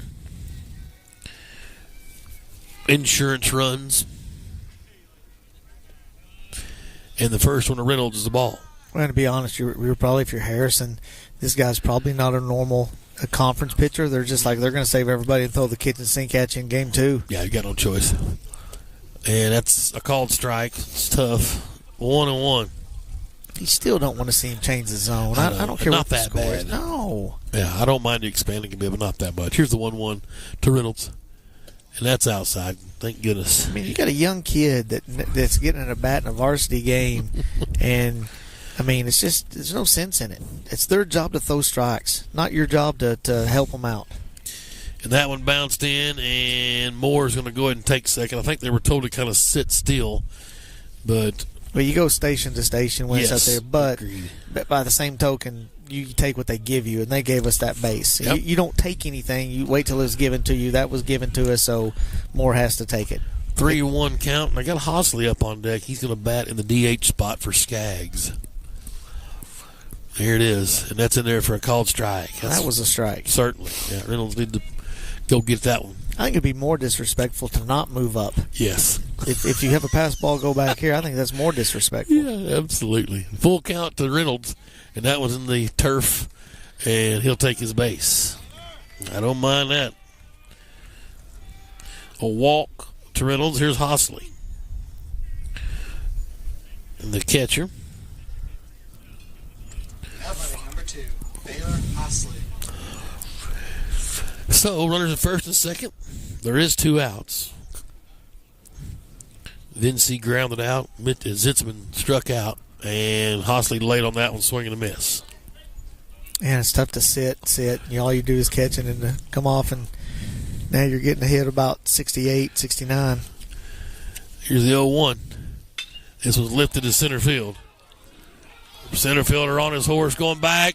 And it's off the wall. Just missed a homer, but 2 runs will score.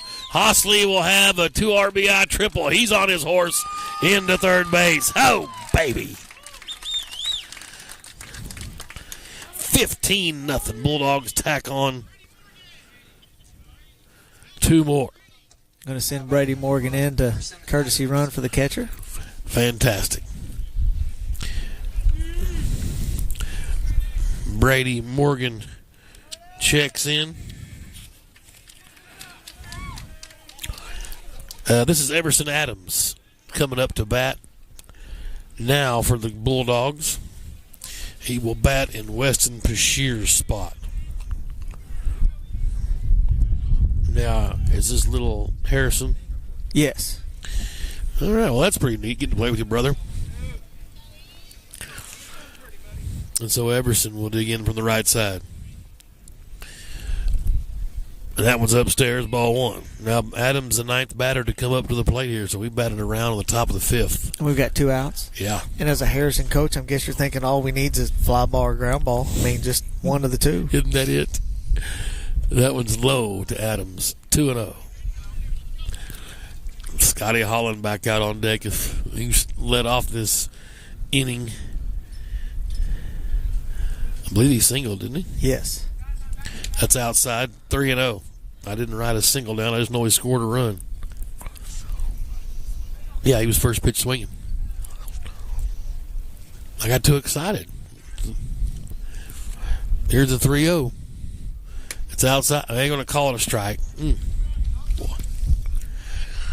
That's a 15-0 rule there. Yeah. Here comes the 3-1. They're going to throw over, and Morgan's back in safe. Nope, got him out. Oh, maybe I wonder if Coach Burr said we're going to intentionally get out. So it's going to be a cut or a pick-off, I guess. Not really a caught stealing. 1-5 to end the fifth inning. But boy, was it a lot of fun. 1, 2, 3, 4 hits for the Bulldogs. 5 runs across, including a 2-run dinger from Hunter Houston. And the Bulldogs lead 15-0. Kennan back to work. Looks like Holland will go to left field. Zitzman is in center. Cole goes to second base, and that will be the only changes defensively for Greenwood. Here, 3 outs away from a run rule win in Game 1, trying to go to 5-0 in conference and 9-4 overall. After the top of the fifth, Greenwood leads 15-0. Well, you just got to finish it, which is easier said than done. But you don't want to draw it out. I mean, even if they just score 2 or 3 and we still run roll them, you don't want to draw it out. You want to go after them right here, let them get themselves out. They're ready. They're obviously ready to get to Game 2. So let them do the work for you. Let them hit us some weak ground balls or some fly balls. Let's get them out and get into Game 2. Well, it's up to Kennan just to throw strikes. That's right. It's a 9-1-2. Be Lee Catt, who's 0 for 1. He struck out in the second inning. Kennan's been nice today. Only a 1 hit. He's hit a couple of batters, walked a couple. And the first one's over but low for ball 1. And this is where you hope this strike zone stays expanded. Yeah, you don't just expand it just for the team that's up. You got to expand it for both of them. Yeah, because you're trying to get the game over, and that's a called strike. That's down the pipe to Cat. Yeah, that obviously when you make it wider with the team that's in the lead, you're trying to get the game over quicker. So swing and a miss, and some nasty Uncle Charlie there. 1-2 now to Lee Cat. Reese out on deck for Harrison. Bottom of the fifth. And just missed him. Cat probably should have wore that curveball. It was coming in slowly. He's 2-2 now. Greenwood with 16 hits on the day. Beautiful. Here's a 2-2. And chin music, some gas. And 3-2. Kennan took a little extra moment there to gather himself. Hosley nearly threw it back to him in rhythm and would have hit him in the back of the head. Aiden's up on top and ready and splits the plate. Swing and a miss. Pitch 75, and just still throwing gas. 7th strikeout for Aiden Kennan. Here's Peyton Reese. He's 0 for 2 today. A leadoff single in the second is the only hit surrendered. This one's a mile high in the air. Who's going to get it? Will Pettigrew get there? He will not. And it falls foul. Well, he took a indirect path to it. He thought it was going to go further towards the bag, and he took an indirect path. I still think that was right in between the catcher, pitcher, and first baseman, and no one was going to get to it. I agree. 0-1 count. Pitching ahead, though. I like that. Here's Kennan up on top. He's ready. And a curveball's way outside. Strike. 1-1. Just kidding. That was in the middle of the left-handed batter. Oh, yeah. And Hosley fell to go get it. That's in there for a called strike at the belt. 1-2. If he wants us to be louder, we'll help him out. Sure. I mean, we'll call him for him. We'll take a break between games here, about 25 minutes, and go back over to the network. Swing and a miss from Peyton. And Peyton Reese goes down. That's another K for Kennan. Can he get him in order here to end this ball game? Beck Jones now is their last chance. 8th strikeout for Kennan. This will be a nice little one-hit gem here. This one's in the air to center field. Zitzman drifts over and makes the catch with the right hand, and this game is history. A one-hit gem for Aiden Kennan. 6, 7, 8 strikeouts and 15 runs of support sure helps the cause. He did have 2 walks. Plunked a couple of guys, but the Bulldogs notch a nice victory here on the road and move to 9-4, 5-0 in conference. The Golden Goblins fall to 6-10 and 1-4 in conference. Big day for Pettigrew. 3 for 3. A couple of doubles, scored 2 runs. Adams reached on an error, had an RBI single. He scored twice. Skaggs was 2 for 2 with a walk. He's 2 RBIs, scored 2 runs. And Bircher had a double RBI as well, scored a run in the second inning. Hit parade today for the Bulldogs in Game 1, 15 runs across. Well, anything less than a sweep now is unacceptable. You're taking a step back. You've gone forward. We talked about how we slowly are getting better. We're getting more aggressive, having better at-bats. Well, after you and I both watching and scouting and looking at Harrison, anything less than a sweep is a step backwards. And Greenwood doesn't need to do that. I don't think they will, but they got to come out early. And I think this team over here in the opposite dugout will lay down and let us go ahead and take it, because I think they see that look, we're overpowering in our pitching staff and our hitters are more aggressive. I think they want us to finish it. We just got to go out and do it. Well, we will take a break and send you back over to the network. I believe Drive Time Sports may still be going on with my friend Randy Rainwater, so enjoy the last 20 minutes or so of that. 25 minutes we'll be away, and we'll come back and join you on the radio side. Live stream as well. We'll take a breather and get everything set back up. Make sure Joey B's okay out in center field after that Hunter Houston dinger nearly took him off the catwalk out there in center field. 15-0 Bulldogs win Game 1 here in Harrison. For Keith Holt, I'm Tim Terry. We'll see you in about 25 minutes for Game 2 of this doubleheader. It's been Greenwood Baseball on Greenwood Sports Center on YouTube and the Sports Hall 103.5.